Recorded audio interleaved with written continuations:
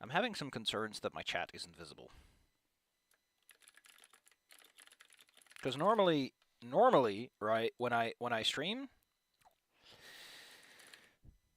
elements. I gotta go to stream elements because they handle my user interface, and I want to make sure that my user interface works. And it doesn't, because otherwise there'd be a black block. Cool. Love to start the stream with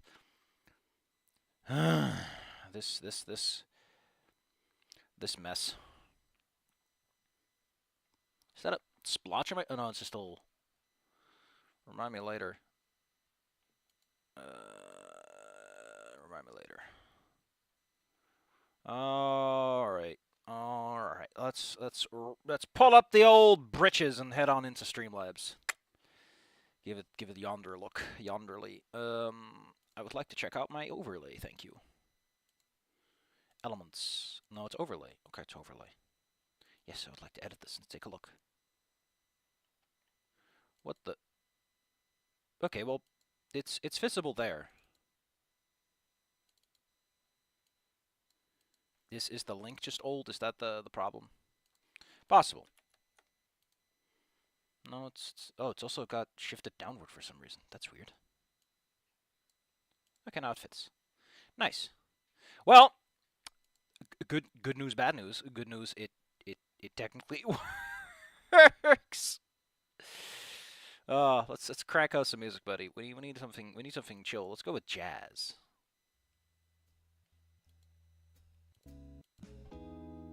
Yeah, I think anything that this does extremely. Why did this break though? Just refresh cache of current.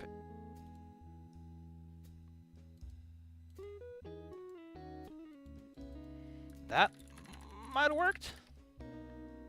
There it is! I did it! All I had to do is click a button.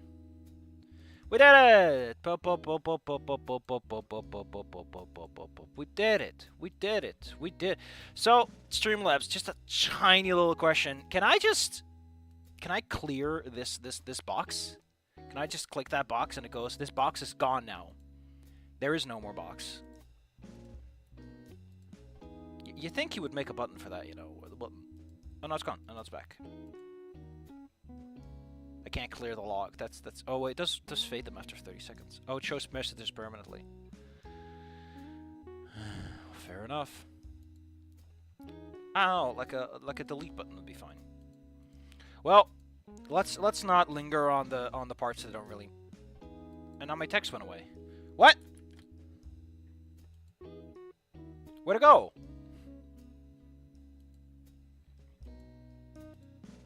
Did it for some reason save me clicking? Messages are delayed by 2 seconds. Oh, the messages are delayed by 2 seconds? I didn't know that was on. Turn that off. I think saving it cleared the cache. That's fair enough. I imagine that's the case. All right, let's take forever on this.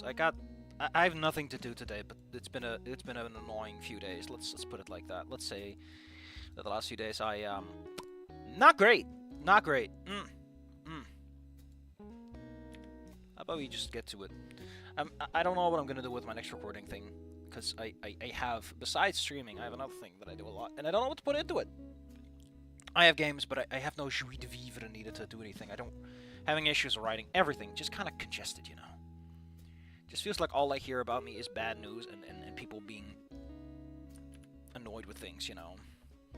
It's like, you know what I need? You know what I need? I need that Gordon Ramsay finally some good fucking news. That's what I need. Alright, here we go. The next day was slow going. Randy had dropped off some books for me to read in the morning, which I was deeply grateful for. He also informed me that Damien was sick. Apparently all the stress had caught up to him and he was down hard yesterday. I appreciated the status update. It made me feel better about Damien's curt replies. If anything, it made me appreciative that he responded at all. I ran through what I had done and formulated last night as a plan of attack. Randy seemed to agree with me for the most part. He told me that he would get in contact with Ferris and Scalar for me, since as far as we both knew, my parents hadn't talked to him about what to do for school while I was outside of the original notice I had been in coma. What? He also felt that my idea for Vinny was good, though he laid down the law that it would wait until I had a clean bill of health.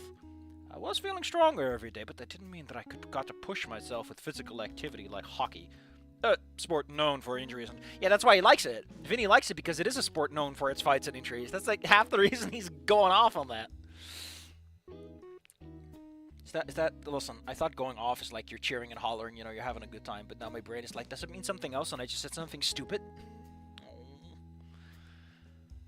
I was all too happy to agree. While I felt that it was the best way to lift Vinny's spirits, I honestly wasn't looking forward to the Dino Sons bodying me in a sport. Charlie may have put a bit of muscle on me, but it certainly wouldn't be enough to actually keep up with them. I didn't need to die the second I got out of hospital in a freak street hockey accident. I mean, Damien probably has the restraint. I don't think Vinny would. When I told him about my message to Olivia, he could only offer me some basic encouragement that he thought I was doing the right thing. She still hadn't responded, but neither of us were surprised by that, really. Randy said that he got back home to see if Sophia noticed the difference at all, but until then we were both in a holding pattern to see if my message moved Olivia's needle at all. Or moved the Olivia needle. He bid me farewell. Listen, when I correct things, it's because I'm trying to keep the flow going. And I'm sorry, sometimes it's better, sometimes it's worse, because reading and writing are different things, as is saying things out loud. Your brain doesn't quite work the same way when you're thinking, when you're talking, I'd like to imagine. He bid me farewell. It's so dramatic. As he actually had to get back to work today, but he'd promised he'd swing by again in the afternoon afterwards. I was more than content with that. For the next little while, I amused myself with the drawing app that I installed on my phone. It was a little more robust than doodling in the Notepad app, but my skill level made it minuscule. Yeah, like, the tools don't matter, buddy. You can use MS Paint to make some good stuff if you know what you're doing. But if I got any better, maybe it'd be more useful. I mean, you gotta learn how to layer, man. You gotta have too many layers. If people aren't on Tumblr and aren't complaining about the amount of layers you have, you're not doing it right, my man. You're underselling it. If I ever got back on speaking terms with Olivia, I'd have to ask what app she uses on her phone. I spent the late morning and early afternoon juggling between getting up and pacing around my room, watching huge Snoot video tutorials on drawing and trying my hand at it. I was beginning to get antsy, and this was the best combination I had available to prevent boredom. To prevent boredom-induced madness from settling in. Randy's books sounded interesting, but were more in-depth than light reading, and I couldn't get my brain to sit still long enough to get invested in them. Maybe later, but I don't think it was going to happen today. One part I was feeling particularly antsy about was Mr. Ferris and Scalar.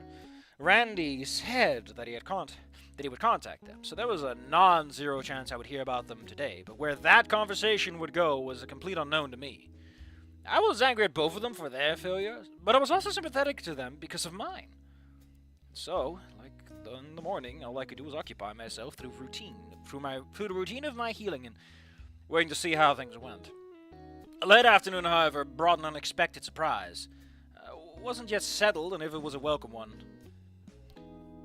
Inco, your family's here to visit.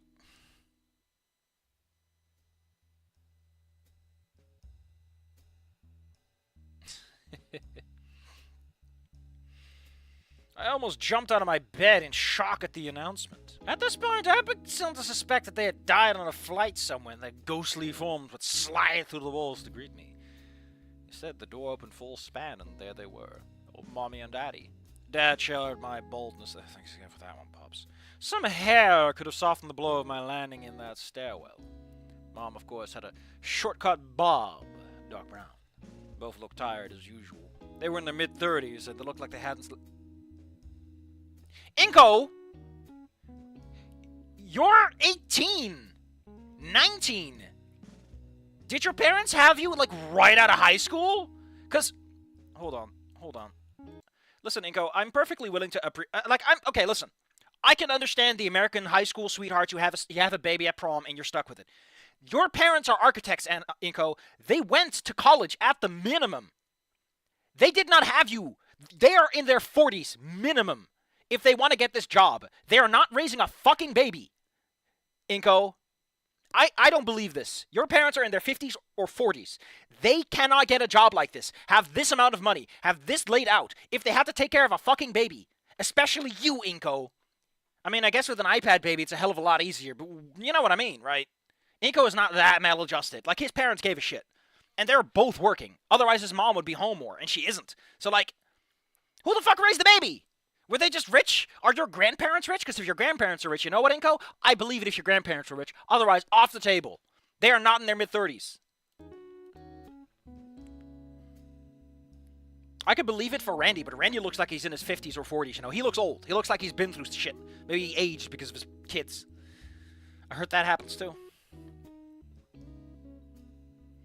Both looked out as usual. They're mid-30s, and they look like they hadn't slept since high school. Yeah, that's because they had you after high school, Inco! If you're 18, and they're in their mid-30s, they had you out of high school! You kept them up with a baby, you baby! Hey, kid. That softball is opening. I slurred back. I waved both of them in. Them standing in the doorway wasn't just making me uncomfortable, but the poorness as well. Took a few steps into the room, and the nurse closed the door behind them to give us some privacy. They didn't advance any closer. Called them standoffish. Was the most accurate descriptor in history. We got back this morning from our trip. The Nettleman project. You know the one. Dad explained. I didn't, of course. I had no idea what projects they had, or which ones were in the work, or how far along they were. They barely actually told me what was going on at work. And they were usually at work. Normally, that just made me feel lonely and sad, but at the moment, it was slowly raising my blood pressure. It was the only thing I could offer. I hadn't decided if they were yet pulling my phone. Oh, I don't know what. Okay, sorry, I got a little confused. I forgot. He doesn't have a notepad, even though again, it's the perfect fucking metaphorical, allegorical prop for the situation. You blew it. You blew your load. You bingus.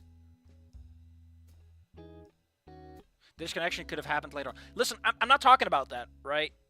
Like, I got the impression that his mother and his father are, like, in a similar stage in their career. And I can't imagine that mom spent, like, 6 years raising him and then slid in like that. Although, actually, that's fine. 12 years is a long time to build a career, especially if you have your hubby to, you know, shore up things. Or maybe the husband stayed at home. I don't know. Maybe it was like, if I give him a bald head, the least I can do is raise him. Inco, I might have given you a bald head, but at least I was there for you in those hard days. Rub your son's head for good luck. Oh. I hadn't yet decided if they were worth pulling out my phone. I don't know. I feel like the sentence needs some brushing up. It needs to be either more concise, like focus on I haven't decided if they were worth pulling my phone out for, because the communicating with makes it a little long, and it's like we know what he means with this, right? Or you can say the notepad. This is why you keep the notepad, so you have an easy... Bam! My head explodes. Come on, man! You had an easy in! And you blew it. I'm unreasonably upset about a minor detail, but I feel that this kind of stuff, you know, pulls things together. It's the suing. We're sorry, honey, really. We were here first thing in the morning after you were brought here, but when they said you were in a coma and had no signs of waking up, we didn't know what to do. Mom offered. You could have actually kept your asses in the state in case I woke up, for one. Why are you specifying that? And Inco, we are in your mind. You don't have to specify that this is a thought and not a word you say. Unless he's like being sassy to himself, which admittedly, I imagine if his blood pressure's going up. Still, oh wait, we probably need some tenser music for this, considering that it sounds like things are getting a bit...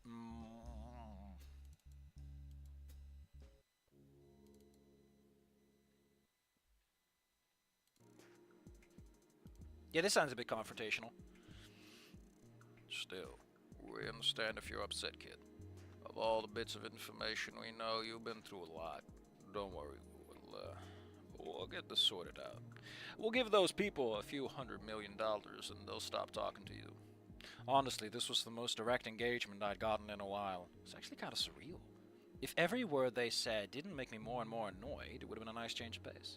But no, they hadn't actually come to me yet. They stopped in the middle of the room and hadn't come closer since. I know I wasn't worth paying Olivia's time of day, but I'm your goddamn son! Okay, you raised me with an iPad in one hand and a nanny in the other. God damn it, I lost so much money to her cheating at cards. My scowl clearly called... Hey! You're progressing! You're getting better with your facial expression. Poor SLP. poor speech-language pathologist. My scowl clearly caught their attention. The awkward silence weighed heavy on the room. My parents really, truly had no idea what to say or do next. Considering they're architects, listen, architects are in the kind of position where they have to schmooze a bunch of rich people. I imagine they have, like, really good schmoozing skills. And maybe some conflict resolution, but they probably don't know what to do with a fucking teenager. Unless they take on those cases, you know? Which I can't imagine. That just sounds like hell. Heck! They didn't hate me. I knew that. Frankly, it'd probably been easier around if they did. No. The problem is they did care. If they move... They know the RNG is such they'll trigger an RPG encounter. They did the math. Dad, why won't you come closer? Son, you don't understand. I have no healing items left and I'm on 2 hit points. If I get any closer, I'll have to fight the nurse. And the nurse is like around the door like, oh, just 2 more steps, old man. I'm getting all the gold. Dad, I thought you had your money in stock options and dollars. I do, son. But you know what they say. If you get into a fight with a stranger on the streets, Yakuza style, you have to deconvert everything into gold. That's not how it works for Kiryu. Why does Kiryu get money? Does he just I mean, I guess he is a Yakuza. He's just used to taking people's wallets when he's done. It's just a habit. It didn't feel like that sometimes, but looking back, especially after Olivia helped take care of me when I was sick, and we talked about our parents' issues, she highlighted that they cared. Otherwise, they wouldn't give me such a nice house, a nice education, and basically a blank check of money to amuse myself with. Soylent. No. I like, listen, I mean, I guess he does have a fuck ton of money to throw around. I don't know if I would say a nice education. I guess they accommodated his education, but, like, St. Hammond has not really stricken me as, like, the fancy school, you know? Their budget ain't going to keeping you alive in case of disaster.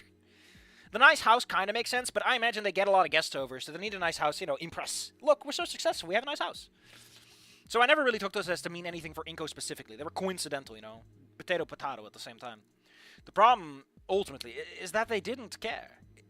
Isn't that they didn't care. It's that they were bad parents. Their care meant nothing to the entitled, spoiled little shit I grew up to be. They had me too young. They got married too young. No one's really ready to be a parent, but these two were worse on average. We never talked about it. But I'm pretty sure I'm older than they were when they had me. They had you, like, in high school. Oh, that's even fucking worse. He punches them so hard the wallets fly out directly into Kiryu's pocket. Kiryu, there's a reason you must always wear a double-breasted jacket. Because if you don't, the money might just land on the floor.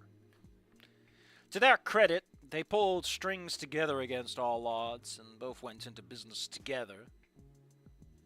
Why are you saying both went into business together? I don't know, that's just weird. After having me. Although, no, the implication is they are both going into business and they're doing it together. After having me, and work incredibly well-paying jobs. But they're barely more adults than I am, even though they're double my... Inco, you're ending one, Inco. You're a fucking idiot. Don't even try, okay? Don't even fucking try. And it manifests in their care being an almost unlimited money to a kid who had almost no emotional connections to anyone else. I never learned a shred of empathy from another person. Yeah, I stared at my parents and a deep, recessed rage continued to grow. I was trying to fight it, but in that moment, the sickly sweet smell of an emotional way out was calling me. A siren song calling out to me, but bash myself to the rocks. No, you gotta dash yourself against the rocks. Do it biblically. The part of my old self that wanted to act like everyone else that had failed. Part I'd spent almost every waking moment since I exited my coma crushing into dust was working a Hail Mary play. It was their fault. I wouldn't be like this if it wasn't for them. Olivia wouldn't hate me if they raised me better. My knuckles turned wide as my fingers balled into fists so hard that my joints began to hurt. The amount of people that are just replaying the fucking Arthur meme where his fist is clenched is just something else. Curl your toes, Mfunce. If the Pains had been my parents, I wouldn't be like I am. My parents just stood there, not sure what to do as my anger began to hit a crescendo. To their credits, in the back of my mind, I could tell they were disturbed. They realized something was wrong, but it came back to the same fundamental problem. They had no idea what to do with me. I knelt deeply, having lost control of myself in that moment. It didn't matter if they understood a single syllable that came out of my mouth. I was about to unload almost 2 decades of neglected hate at them. They deserved every moment. Then the door to the room slid open. Hey, Inco, I managed to get off work a bit early, so Randy Payne stood on the threshold of the doorway, unsure what he was looking at. Seeing one of the most kind people I'd ever met, his face going from pleased, perplexed, to worried, ripped the voice from me. My parents had startled at the door opening suddenly, and pivoted to see a man they didn't realize was their savior. Oh, I'm sorry, son. Didn't know you had company, Randy said, trying to take stock of what he was looking at. My dad! Turned to Randy and back to me. Inco, who's this? My lungs felt tight. Being interrupted like that threw me off, and I needed a cough to clear myself. My deflated anger and brief spike of return. My deflated anger had a brief spike of return, but it petered out again quickly.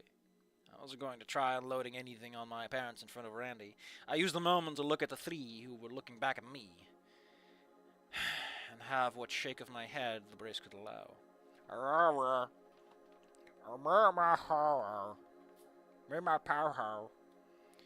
My parents' faces scrunched into a mixture of bewilderment and concern as they looked at me.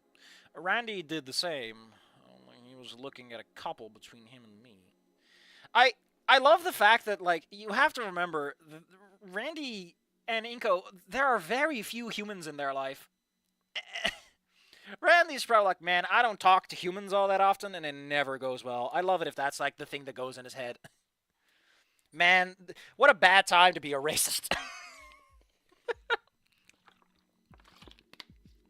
God damn it, I should have listened to Olivia's stupid LGBT spiel. I might have actually been able to say something without immediately resorting to spear chucker. God damn it. Just like the mental image of him just immediately losing everything. Okay. What was that? My mother exclaimed. I let out a sigh. Inco, honey, what's wrong? Is your mouth numb? Is it the medication you're taking? I don't think medication you take causes numbness. I don't know. Taking feels more like oral, you know? Or you stuff it up your butt or put it in your ear. IVs don't feel like medicine you're taking, but I guess it is the proper term. You learn so much reading things, huh? She finally had figured out where her maternal instincts had hidden for the last decade and came over to me, placing her hands all over my face to try and get a better look at me. My dad hadn't moved an inch. He was trying to process what was going on, but he could already tell I wasn't right. Oh man, they're gonna ditch you! Shouldn't the doctors have called your parents, though? It feels kind of important. They showed up. Like, the doctors know they're around. They could have left a voicemail. I don't know. Oh, well, it'll be a fun lawsuit later down the line.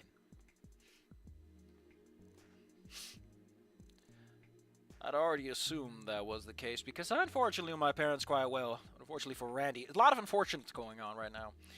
He only just now pieced together the current situation. You don't know about your son's condition? You don't know about your son's condition? His voice was dripping with mortification. Mortification?! Ooh! Is that where your fucking parents' money went? Learning the word mortification? Great embarrassment and shame. The act of subduing to one's bodily desires. I thought it meant... Oh, it means putting to death. Oh, that's great. That's fucking great.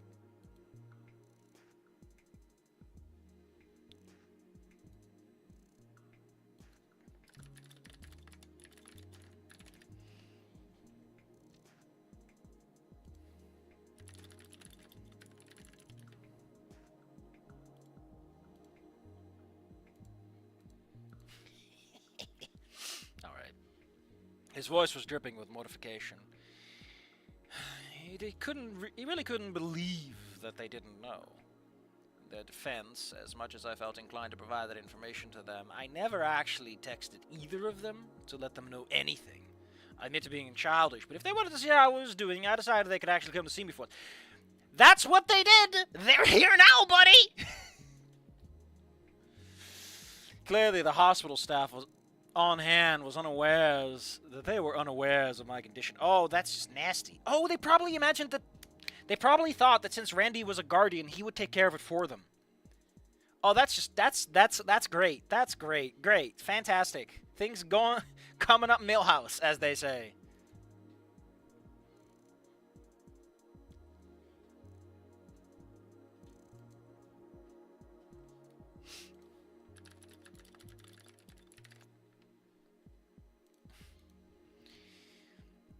Well, enjoy that bombshell, guys. Maybe, just maybe, it'll make you consider acting like actual parents next time your son gets put into a coma after almost dying. Well, the notion sounded mildly sadistic. A bitter amusement was running in my brain, and unfortunately I realized too late that it was going to shake out that way today. Randy looked livid. Honestly, listen, I know that it's tempting to write your characters as, like, smart and intelligent, but sometimes people are victims of their emotions, and you gotta write that shit out, and it's great. That's how you get tension and friction and plot points, is sometimes a character just goes, this is the hill I'm gonna die on. One way or the other. In accordance with the character. His cousin walks in with his green jacket and jeans. What the fuck, Inco? I thought you said you were gonna send me some goddamn money. Ugh. Mr. Manny has $10,000 in his fucking checking account, and I'm not allowed to have a single one? Jesus.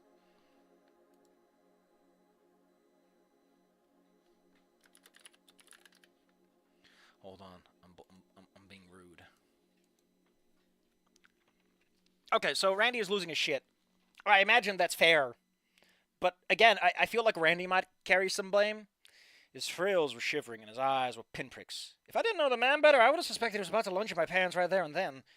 But to his credit, as one of the most wonderful people I've ever met, he restrained himself. Mr. and Mrs. Nito, I'm Randy Payne. I've been acting as your son's guardian while you were unavailable. If you want to come out to me in the hallway, we have a lot to discuss. I think we have a lot to discuss. Oh, wait, let me try to... Mr. and Mrs. Nito, I'm Randy Payne. I've been acting as your son's guardian while you were unavailable. If you come out with me into the hallway, I think we have a lot to discuss. His voice was ice cold. Thanks for chilling my drink, Randy. Even when Olivia was at her worst and lashing out at her family, he'd never been so outwardly angry. Randy, I appreciate you gonna bat for me. Whatever you do, don't kill my parents, shit as they are, in a hospital hallway. Randy has entered heat mode! I've been told the flames are real, which implies that Randy is about to start a cookout in the hallway. That can't be legal. Dad took the cue and walked out into the hall, passing Randy without a look, mumbling and for a moment the head whipping between me and Randy. All I could do was shrug and a, well, go on gesture towards the door. After a moment, she too exited the hall, the door quietly clicking shut. Immediately, I began to breathe heavier. No, Randy didn't want to have to fight in front of a child, but he was a great person like that, but I was legitimately concerned about how this was going to shake out. Now that I was out of view, I strained my ears to try and catch everything from the conversation happening outside. At first, it was basically nothing at all, but the telltale sounds of voices and tensions being raised. Wait, hold on. We're doing this again? We're doing this? Oh, we better not do this again, because I had enough of fucking telescope ears and on, okay? At first, it was basically nothing at all, but soon the telltale murmurs of voices and tensions being raised. But soon, the telltale sounds of voices and of tensions being raised. I feel like another of would help clarify this. A moment later, it exploded into full-on shouting. Who needs telescopic ears? They're just yelling. Randy's hands are rated E for everyone.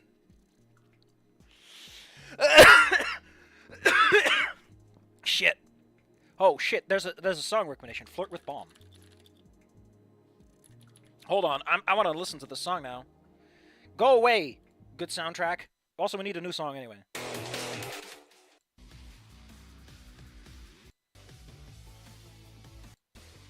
You know, that's pretty good. That's pretty good. That's pretty swank.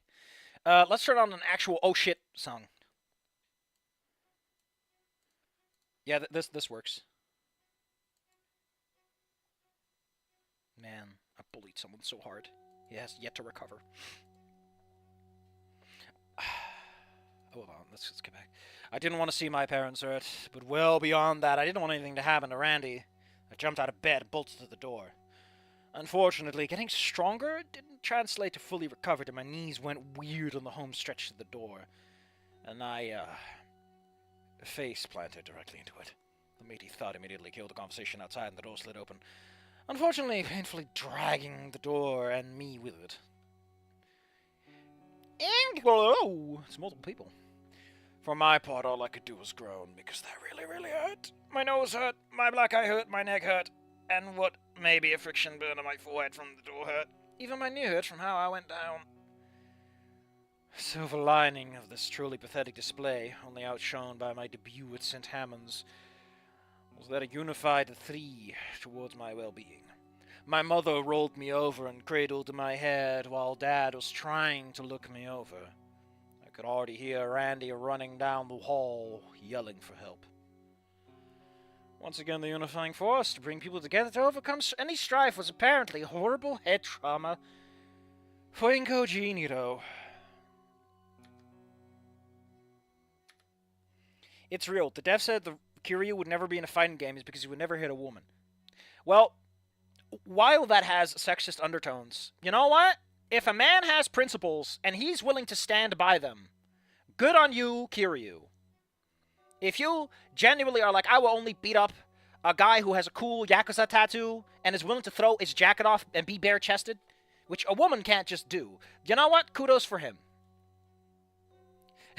I like the idea of, like, a woman tries to do it, and he walks over to the little tape deck that's, like, playing, and he's like, no. Like, they're in the animated cutscene where everything is bespoke animations, and he clicks it off. And he just stands there back in-game street mode where they spin awkwardly and everything. Ugh. I just like shit like that. You can call me any time of day for cool stuff like that. Art. Anyway, Inco got his face smashed in by a door. What a guy. I predictably had to sit through Dr. Nickett taking down all three adults as if they were kids that got their hand caught in the cookie jar. I felt bad for them. Well, Randy more than Mom and Dad. But it was admittedly pretty amusing. Unfortunately, even I didn't escape the shakedown as the injured party, with Dr. Nickett explaining to me that I had literally just taken neck damage and... Oh, wait. With Dr. Nickett explaining to me that I had just taken literal brain damage. Literal brain damage. It's because of the L's. Literal brain damage. It severely injured my neck. That further traumas to my head could exacerbate my injuries or even kill me. He was right, of course, but it didn't feel fair to me all the same. When the situation calmed down and he left, we found ourselves in a new, lower simmer awkward. Randy had taken his vigil, as he had previously, in the chair next to the bed. My parents had taken seats near the door. I think the very fact that they didn't fight him on that annoyed Randy all the more. Yeah, Randy is probably, you know, he's like, you're not even gonna fight for your fucking kid? What is wrong with you people? Do you care about this child? Or can I just buy him from you for $50? Here's $50. He's mine. And that's the bad part. My parents were now brought up to speed with my newfound condition, and told both of them that I do have a problem, okay? I get this, right? Like, oh no, you really shouldn't get your head injured any further. The problem is, there's a slight comedic angle to this, okay? It really does feel like it's slightly played for laughs, which now is not the time, and now, I don't know, like, the presentation is a bit too laxical, you know? Inco is being too much levity for what really should be, like, a really bad moment. You know? The tone isn't there. You know, it's not a big problem. Like, the text is fine. The tone is just a little askew. Also weird for, like, a drop-off point. Again, like, lines like these kind of... You can fix this really easily, but whatever. Anyway, let's move on. My parents brought up to speed on my newfound condition, and both of them and Randy... and told both of them and Randy about some tentative details of my treatment plan going forward. Mom and Dad originally began to protest that Randy was a little involved, but they clammed up pretty quick when I informed them that I added him as an emergency contact and acting guardian in their absence, and how he had actually showed up. Dad was quite put out by that retort, but every time Mom saw me have to write down my answers and questions, she looked one step closer to crying. At that moment, there was a calm, but uneasy silence. Interestingly, Dad was the one to break the silence first. So, Mr. Payne, how come you know our son? Well, Dr. Snape... It felt like such a... You know what? We'll go with Snape. I know very little about Snape. I know, like, the approximations of his voice. Not that I can do them, I just know what he's supposed to, you know... He's supposed to sound like he's trying his best. I need to sound like I have an entire kiwi lodged in my throat. Would you like to buy a house? I have recently acquired one. So, Mr. Payne, how come you know our son? I like how his dad's tone of voice isn't explained, which is fair, because I don't think Inco would even know. Well, your boy is friends with my son. Over the last few months, they spent a lot of time together, especially over at our place. I see. How are you going to handle this, Mr. Potter? Dad, this isn't a magic school. Oh. Another silence. Okay, like, I get it, it's back and forth, but be a little clearer when you clear the backlog. How do you know our son, Mr. Potter? Isn't your son Mr. Potter? I'm sorry, I lose track very easily. I need to take my Spadol. Tasty Ritalin. Well, Inco never really said, but what is it that you two do that occupies your time so much? Must be quite an intensive career path. Now, I, on the other hand, I make propane and propane accessories, if you would like to buy some. I heard you have a nice yard. Well, we are co-partners at an architecture design firm. We cooperate with companies and individuals to design unique high-concept designer buildings. Usually skyscrapers or specialty office buildings.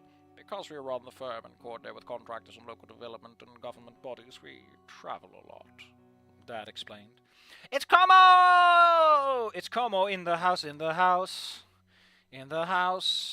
don't know why, but the Genie in the House song is just stuck in my head. I don't know. It was a show that I could tell that I didn't even know if I liked it. I just know that I watched it when it was on. Como, I'm mad at Zyla again because all Zyla does is show up in the chat, complain about stuff, and then move on, and they haven't talked to me in forever, and we haven't set up a game, and I didn't get a game yesterday. Tabletop, off the table. I'm pissed. I'm angry. Instead, I had to spend all the fucking time moving furniture. Ugh. I'm so angry. Oh, I'm stomping my little fees. And you don't take your son with you? Almost done with season 1 of the show. What show? What show are you watching? You can't just leave me in the dark, buddy. I need to be more assertive with perhaps. But on the other hand, I get to be a righteously indignant asshole if I don't. Como, I have too much to lose. Also, I'm very tired. And for the most part, I've been trying to focus on a lot of things for myself, like my writing and stuff, and it's just going nowhere. Oh, you're making. Oh, yeah, you're doing... Well, good to hear that's coming along, then. I can't wait to see your producer credit and point at it like SpongeBob. Look, I know that guy. I know him. I come up to Hollywood in the red carpet, and they're like, what did you do for this movie? And I just point at a guy two rows down. I know that guy. I'm not with him because he said I smell, but hey. Roll for impact. You know what? This moment is very, very... Roll for impact, YouTube.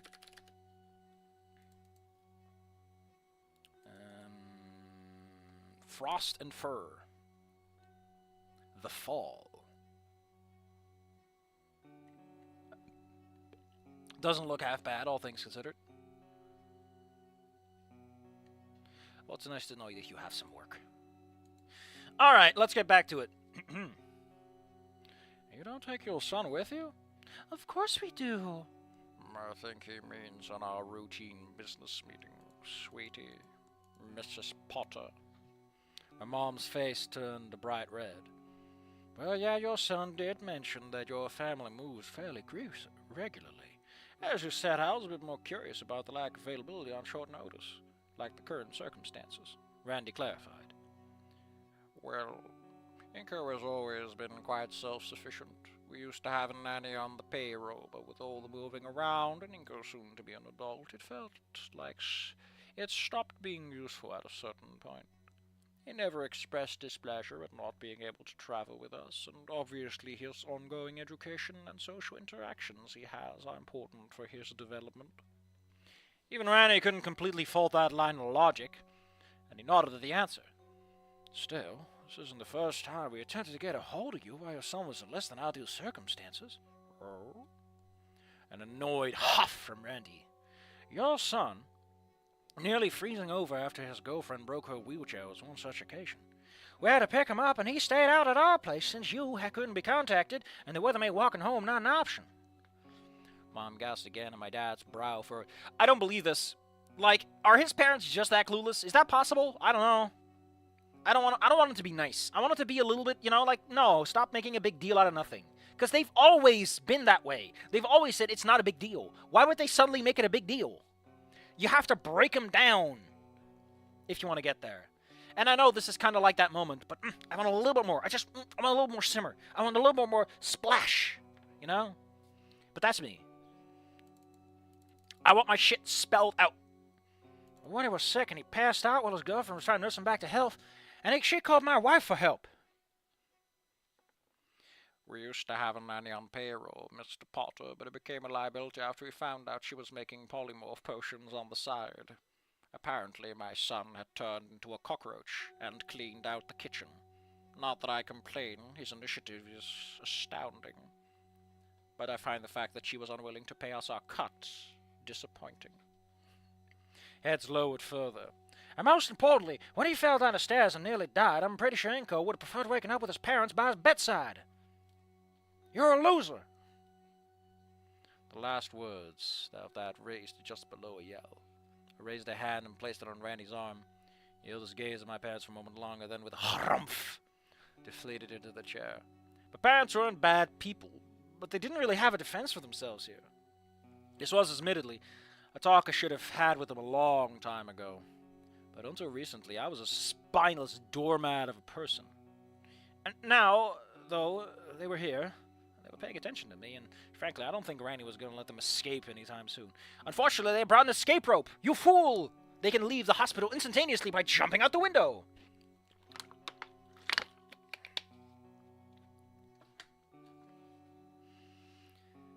I took a long, steady inhale, held it, and then exhaled.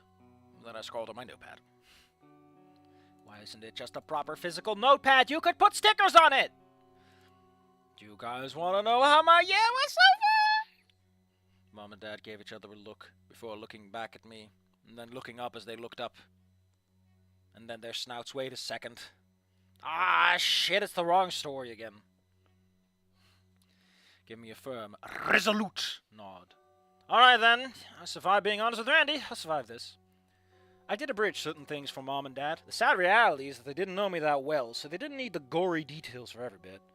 I told them about my experiences at school, the rough early days, finding friends in Damien, Liz, and Olivia, the cook I had at the Pains, Olivia opening up and becoming one of the best friends I've ever had, about Iadicon, about his death, about how it led to me and Olivia being together, and also how I drove us apart. When I finally got to the formal, it was the most cut-down part of all. I explained the parts that were easy, relatively. Me pushing on Olivia about the eulogy, dancing with a bully instead of her, and confronting her on the stairs. I left out some of the parts that might have been too much for the semi-strangers called my parents to stomach, like the pictures during her eulogy, or me, echoing every atrocious thing everyone's ever said to Olivia before the end. They still somewhat cared for me, Mom and Dad, and they didn't need to realize, not yet at least, that their behavior, their means of raising me, had helped create a monster. Well, by all accounts, didn't deserve what mercy he was already receiving. Part of it was to spare them, and part of it was to spare me. Throughout, Randy piped in and provided some details he knew whenever I had to pause to keep writing, or let my crammed hand rest. Yeah, you need a couple of good days relaxing, buddy. Actually, it will be a charisma persuasion check. Because in 5e you roll ability checks, and you happen to use a proficiency if applicable. So, there are no persuasion checks, there are stat persuasion checks. If you're talking about 3.5, I think diplomacy exists in 4e, and there's intimidation loose. In 3.5, it's bluff, intimidation, diplomacy? I feel like there's another one, but that might be them. And before that, there really isn't a case for it. You might as well call it diplomancy. By the way, for the record, it is charisma, open round brackets, persuasion, close round brackets. If you want to be 100% on fleek. The only thing killing the fucking mood for the story is me. How can I complain about the mood if I'm the one ruining it? throughout Randy he quickly took notice of my curated version of the truth, and Frank rapped Jesus went along with it. He let me spin my parent-approved version of the winter formal unassisted. I would have told them the whole story. I would tell them the whole story, eventually, but not yet. It was a delicate balance to maintain if I was going to make things right. No one could argue that this was his own form of gross manipulation, but for now it was what it was. I also kept an eye on them, as I explained. Slowly growing mortification. Man, you really like this. Word of the day! On both of their faces as they took in everything that was apparent. It started out miffed at how school was handled gym class, sure. But it progressed to looking genuinely happy I'd found friends and even a girlfriend. Bye-bye, Como! I believe in you. You can do it. I put up my little fists and I punched at the air because I believe in you, and the way to communicate that is to violently assert oneself.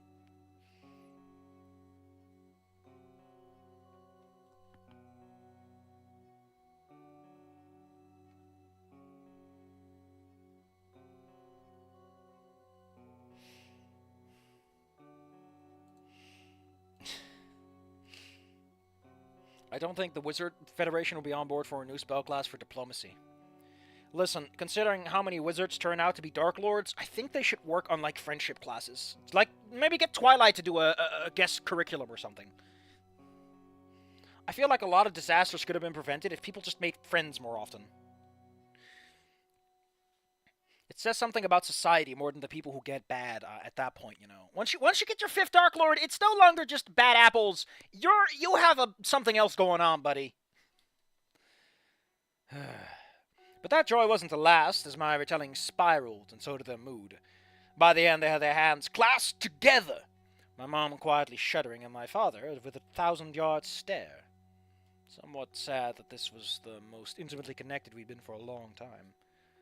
When I finally finished and lay back in bed, I let out a long, low sigh. Okay, HomePod done. Let's see where the dice landed.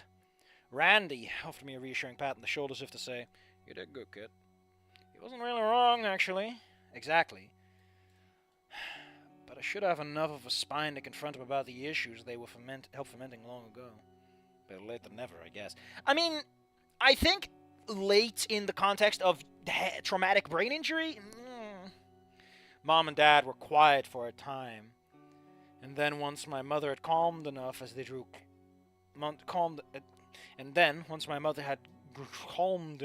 close and whispered to each other. That annoyed Randy a little because he didn't have Anon's telescopic ears. Given how a frown began to creep onto his face, but a pat on his arm for attention, dismissive wave of my hand told him it was not worth fighting over. Meanwhile, at the Wizard Factory, guess we'll make Dark Lords now. You know,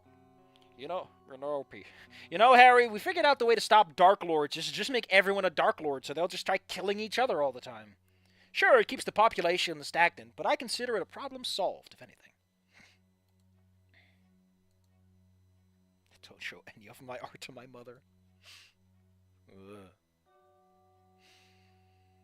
He was annoyed they were having a little powwow right in front of me, about me, without me. It was fair. They had been deeply entwined in a business relationship together much more than they were in raising me. It's just how that duo worked. Nothing to do about it right now.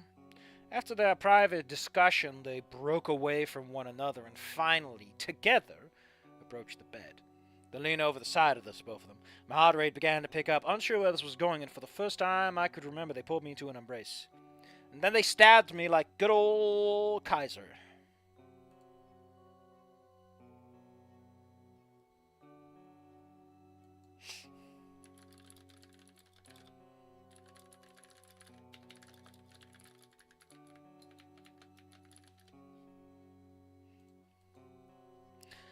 Opinion isn't written like that, Safi. That's opium. That doesn't mean anything. They probably squeezed me too much given my injured condition, but I didn't really care in the moment. I was struck with confusion, but also an almost touch-starved sensation. Like, until then, I'd never really been shown kindness. I was wrong, of course. Pain had shown me a similar level of familiar love, and Olivia and I had our moments of intimacy. Even my parents used to be a bit more caring to me when I was a baby. When he was a babu. But getting it from my blood and bone parents after so long almost broke me. Why would you care? like, here's the thing that I have, right? What does your... This makes sense for people when their parents occupy their headspace. And I'm like, Inco, you've adopted Randy at this point. Like, eh?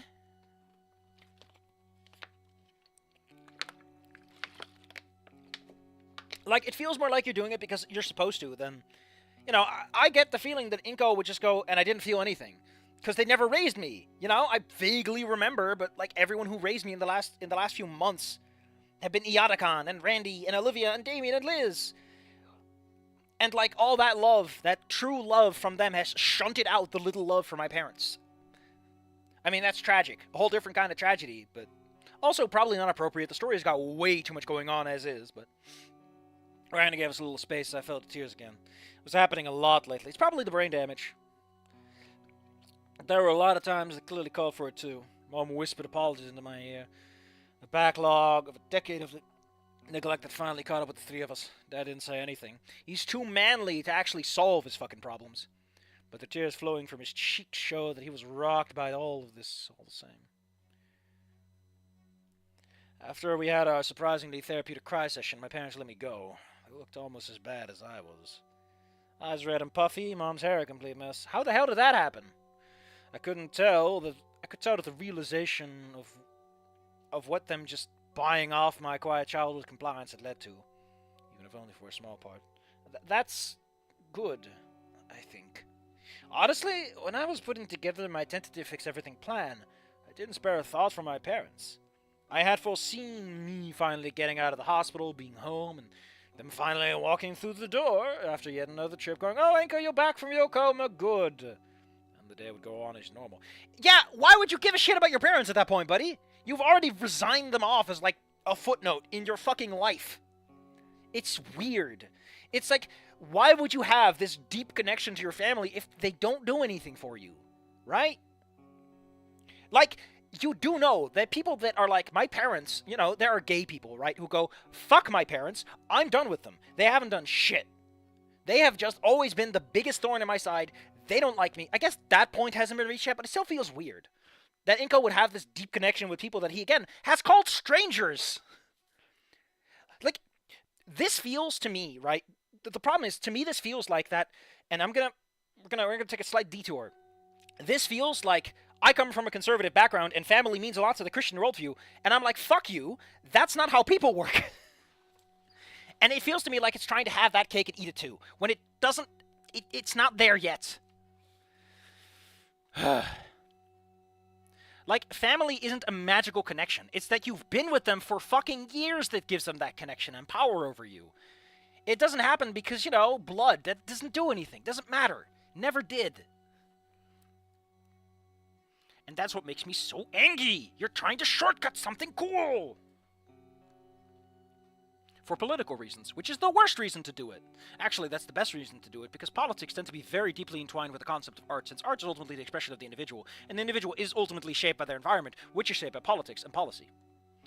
But what do I know? That was certainly not how I saw it going down, but I couldn't say I was all upset. If anything, Inco, this just complicates shit. Your parents getting involved is going to add a whole nother layer of shit to deal with. I wasn't sure how things would shake out with my direct family in the long term, but this was definitely a step in the right direction. We had a lot of talking yet to do, a lot of things to work on. It may never fully be repaired, you know, but progress was progress, and I was happy having any kind of emotional support by now. I think we should pull you from St. Hammond, Dad said, breaking my train of thought. No, he didn't break it, man. He fucking derailed that shit. What? What? Huh? Are you stupid? Do you know how to read? The room? Mom, Randy, and I was seemingly in agreement in our shock. Clearly things aren't good there. We should move him somewhere less packed with trauma. Somewhere that can help him with his new needs, and give him room to recover without characters like this Ben and Mia. Severus Snape, you fool! You're just making the Dark Lord! God damn it, Dad. He wasn't wrong, notionally. Man, I'm learning so many words today. In a way that exists only as an idea, not as something material. Nice! But this wasn't the time to suddenly have fatherly care. I'm trying to fix the mess I made. I immediately took to scribbling things down, but as I went to work, Randy inserted himself into the moment. Mr. Nito, I understand the sentiment, but, well, as the man that's been watching your boy for the last 2 months, and most importantly, the last few days, may I give my 2 cents on the matter? Dad turned to scrutinize Randy. That is a train Motherfucker, you did not just stop his train of thought. You didn't break it. You didn't derail it. You crashed into the main station, killing 50 on the station alone. In fact, you hit a whole separate train. I mean, admittedly it did, because, like, Inco's not the only one who was confused. So 3 trains were hitting the same crash. Dad turned to scrutinize Randy. I could see his eyes squint and his brow. Man, every brow is fucking furrowing today, huh? Wiggle, wiggle, wiggle. He hadn't really looked at Randy before, but whatever dumb, dormant fatherly instincts Dad had were finally kicking in, and he was in his own weird way trying to protect his son. Oh shit! They're gonna throw down! And the outsider was threatening that. Fine. Dad allowed, after a moment. God dang it, I got 2, 3 kids at home. I know what it's like to be a working parent like you two. As Inco explained, Damien's my son, and Olivia is Inco's girlfriend. Inco's had deep ties with my family now, and you see, and Inco, he becomes like family. When you two are unavailable, you spend time over at our place, with his friend and girlfriend. My wife and I are more than happy to accommodate him. Mom and Dad quietly considered his words.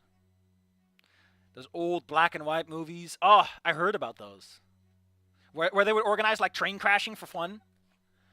Now, I don't mean to be rude, but I've seen more of your son over the last few months than you have going off of Inco's recollection. So if you want my perspective, here's what's best for Inco. You need to let him fix his mistakes. You heard a story. Sure, St. Ham being a place for several kids this year, but Inco's taking ownership of his part in making that hurt. Dang. Like, fair point. Also, like, Inco is like 18, 19. I don't know, Dad. Maybe you should fuck right off at doing this again. I stopped scrawling my sales pitch at this point and just let Randy speak. He was saying everything I was planning to, after all. Mom looked rum about Dad as they heard Randy talk. I'm pretty sure your parents are gonna fucking die if they try. Your son is an adult. Soon he'll leave school. He'll leave the nest, and he'll be off on his own. He told me before he wasn't sure what he wanted to do with his life, and that the future is uncertain. But I can tell you what for.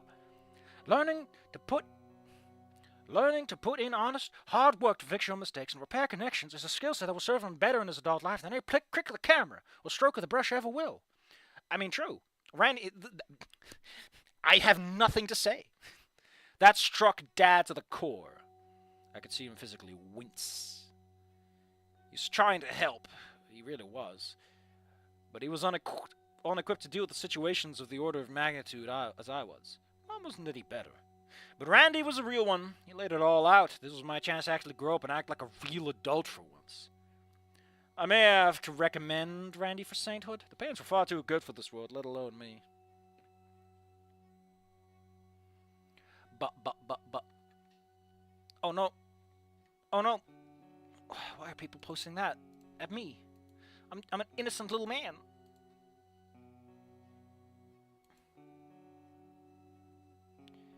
Oh no, please, hold on, one moment.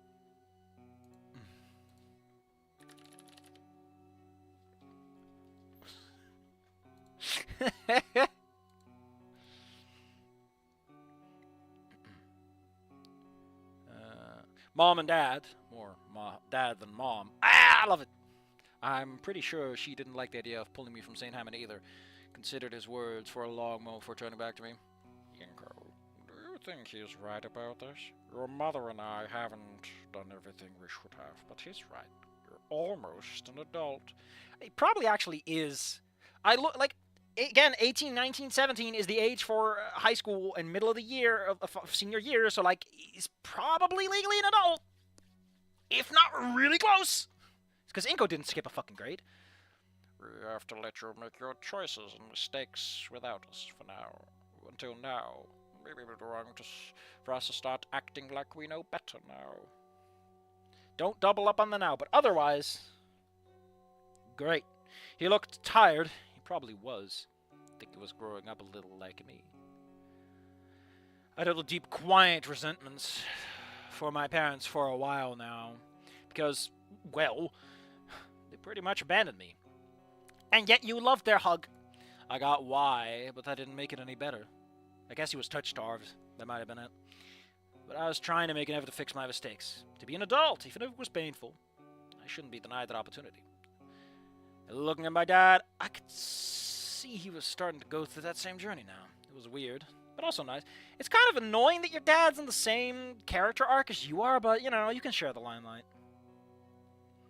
Something we can look back to in a few years as equals, together.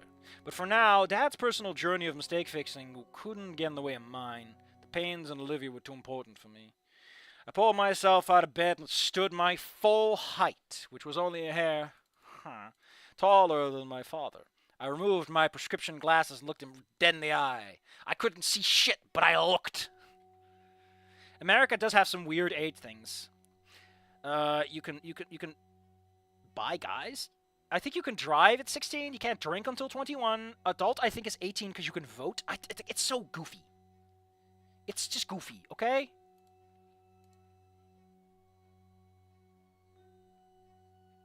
But that's some cute art.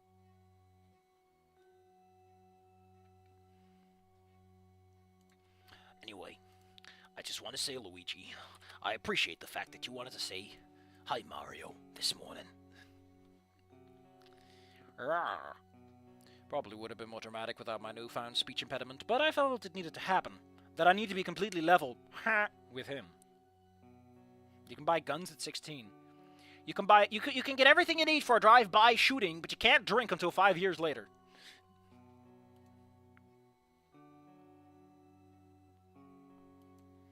He held my gaze for a moment longer, and then looked over me completely. He took in the sad state I was in. Head bandaged, neck brace, black eye, hospital gown. He then turned to my mother, who had a sad, if determined, smile on her face. And finally, Randy. He let out a slow, long sigh. Why is that second comma there? Shaking his head. Okay, kiddo, I hear you. Now wouldn't be the time to shake up your life more. But you will be practicing defense against the dark arts, because I will try to avacadabra your ass next time. I felt a weight lift from me, and even Randy held a small, pleased smile. I guess we're doing another small victory. Probably too late for us to be acting like real parents anyways. On that one, I stopped him, and I jotted down a retort. It's not too late, but not right now. We can work on that later. He read my note, considered it deeply. The real reason, okay, there's another reason to be upset about the phone versus the fucking notepad. You can take the paper off the notepad and give it to someone, right? You can't do that with your fucking phone, Inco. You made this needlessly complicated. Ugh.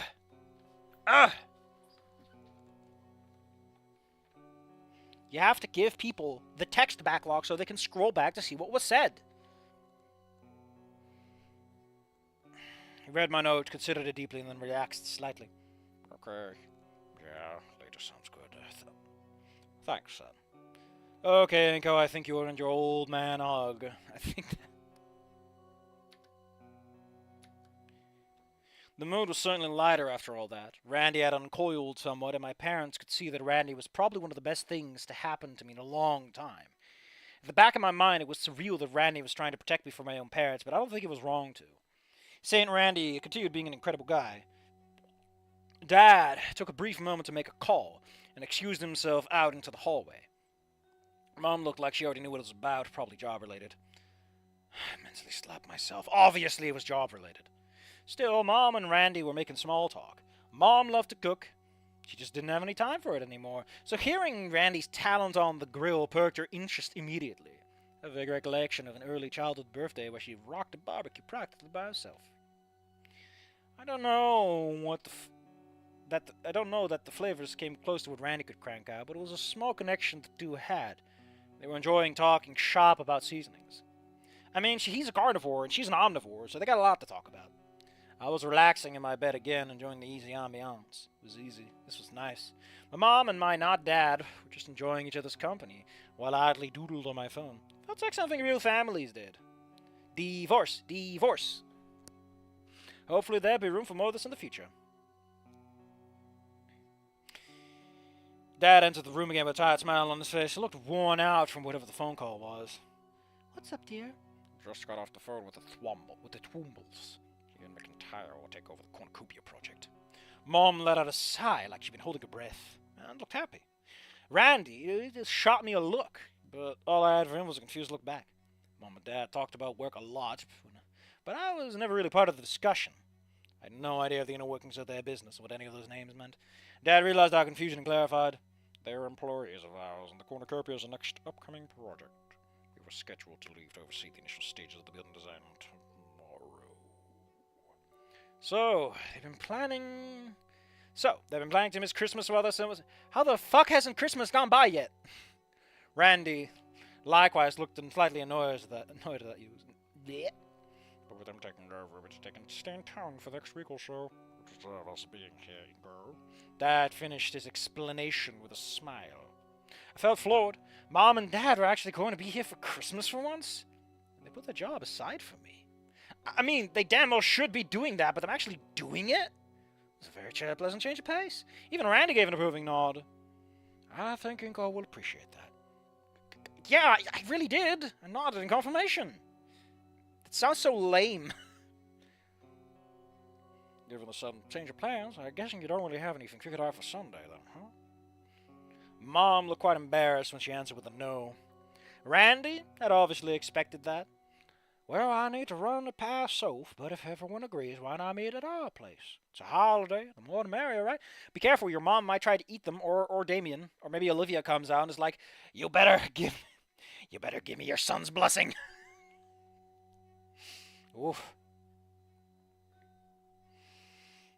Man, there's a hot discussion going on over here.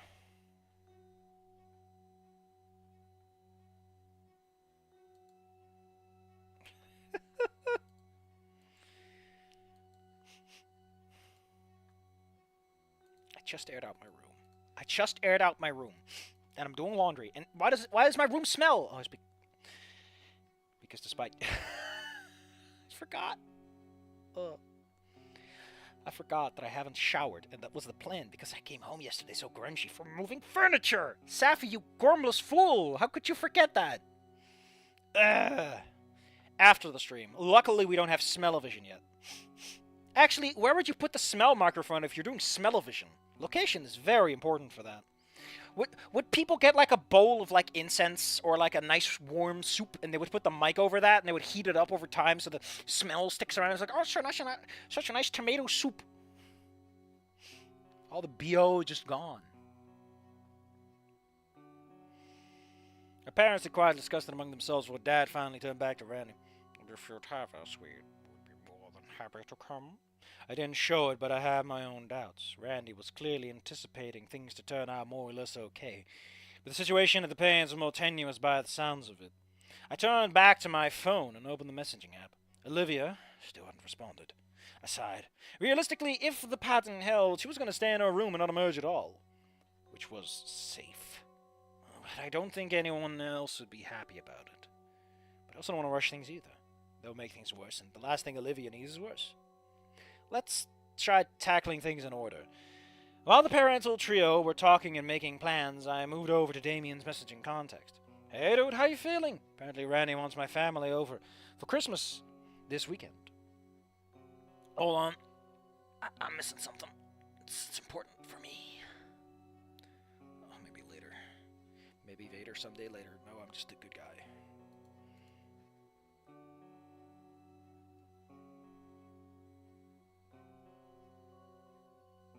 Take off LeBeau. Oh, man.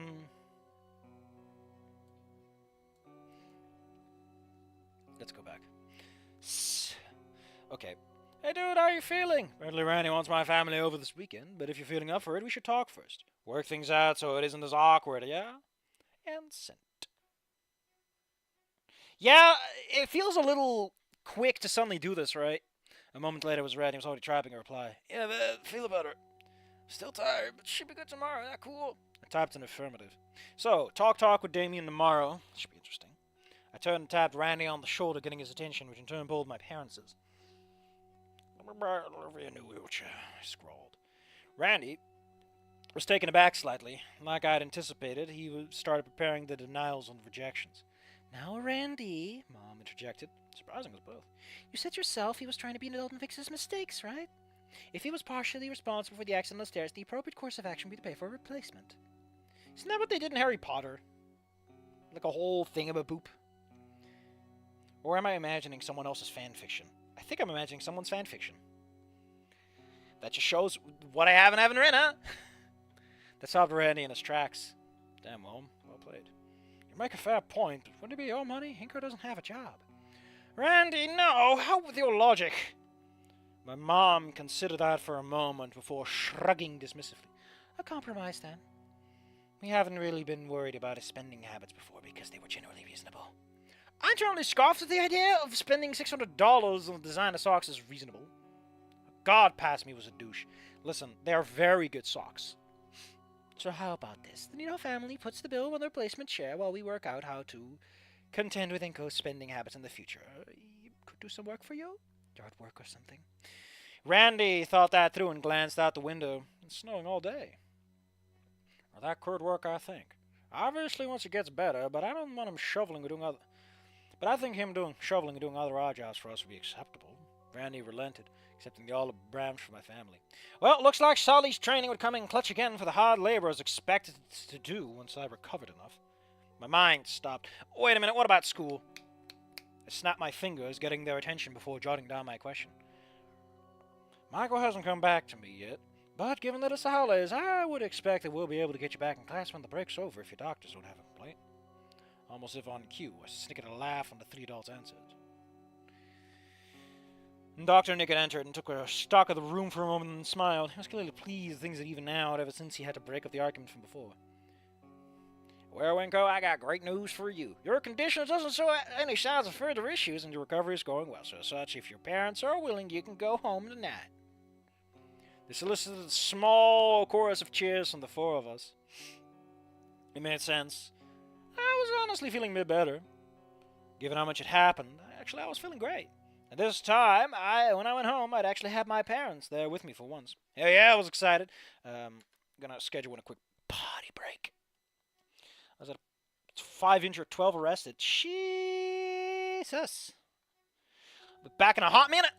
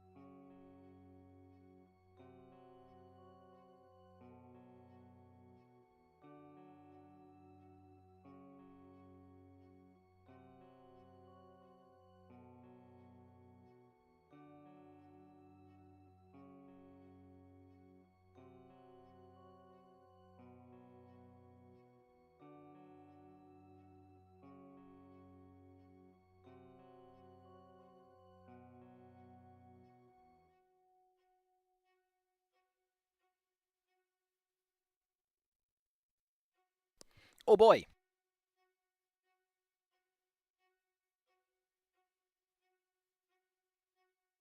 Well, let's turn on a new sound.